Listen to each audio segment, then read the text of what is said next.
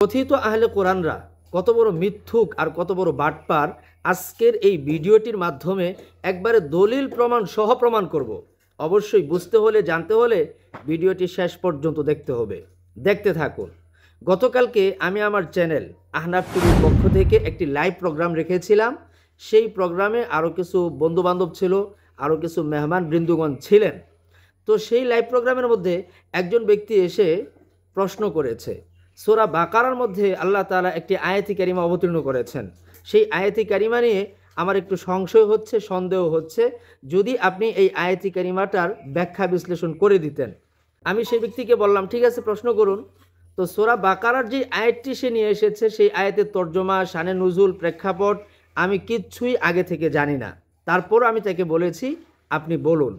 তো সেই ব্যক্তিটি আয়াতি কারিমা বলতে গিয়ে কিছু অংশ সে উপস্থাপন করেছে। কিছু অংশ বলতে একটি আয়াতি কারিমা উপস্থাপন করেছে, পরবর্তী যে আয়াতি কারিমাটা সেই আয়াতি কারিমা সে চুরি করেছে, মানে উপস্থাপন করে নাই, গোপন করার চেষ্টা করেছে।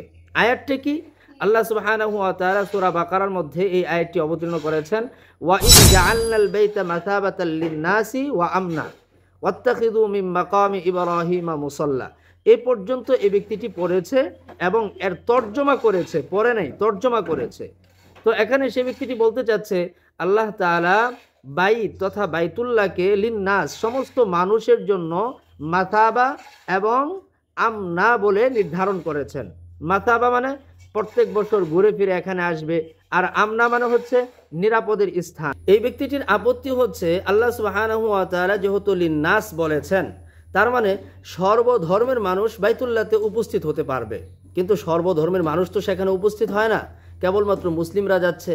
তাহলে হয়তোবা আয়াতি কারিমার মধ্যে সমস্যা, অথবা মুসলিমরা হিন্দু, বৌদ্ধ, খ্রিস্টানদেরকে সেখানে যেতে দিচ্ছে না, যেটা আল্লাহ তাআলা সর্বধর্মের মানুষকে যাওয়ার অনুমোদন দিয়েছেন। প্রিয় দর্শক, এই আয়াতি কারিমার মধ্যে সে বাটপারিটা করেছে। বাটপারিটা কিভাবে করেছে? যেই আয়াতি কারিমাটা সে উপস্থাপন করেছে, সেই আয়াতি কারিমার পরেই আল্লাহ তাআলা ইরশাদ করেছেন, ওয়া আহিদনা ইলা ইব্রাহিম ওয়া ইসমাঈলা আন তাহিরা বাইতি লিত-তাইফিন ওয়াল আকিফিন ওয়ার রুকআস সুজুদ। আয়াতি কারিমার তর্জমা হচ্ছে, এবং আমি ইব্রাহিম ও ইসমাঈল আলাইহিমুস সালাতু ওয়াস সালামকে দায়িত্ব দিয়েছি আন তাহিরা বাইতি লিত-তাইফিন ওয়াল আকিফিন ওয়ার রুকআস সুজুদ, রুকুকারী, সিজদাকারী, ইতিকাফকারী এবং তওয়াফকারী ব্যক্তিদের জন্য আমার বাইত তথা বাইতুল্লাহকে পুত পবিত্র রাখতে।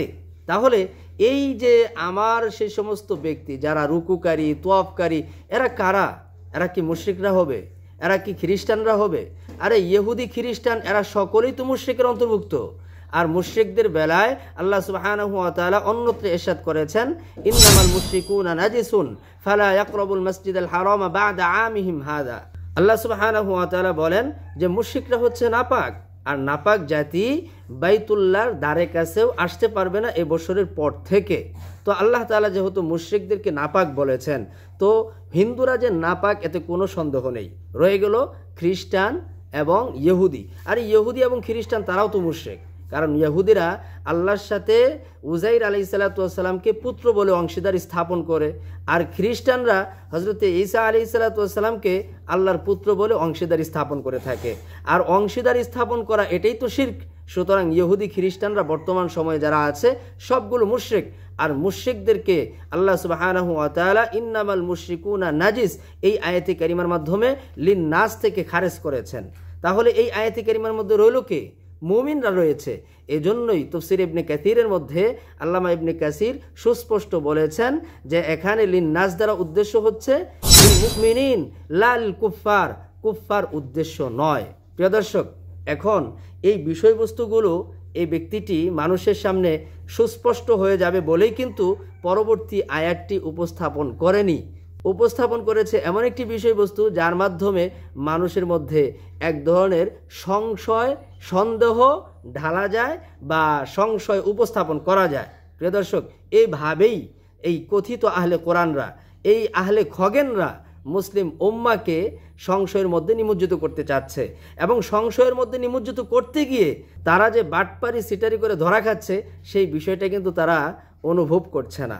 প্রিয় ভাই, আমি আজকের এই ভিডিওটির মাধ্যমে বোঝানোর চেষ্টা করেছি, কথিত আহলে কোরআন মানেই হচ্ছে এ টু জেড, আগা টুগুরা সম্পূর্ণ বাটপার একটা দল।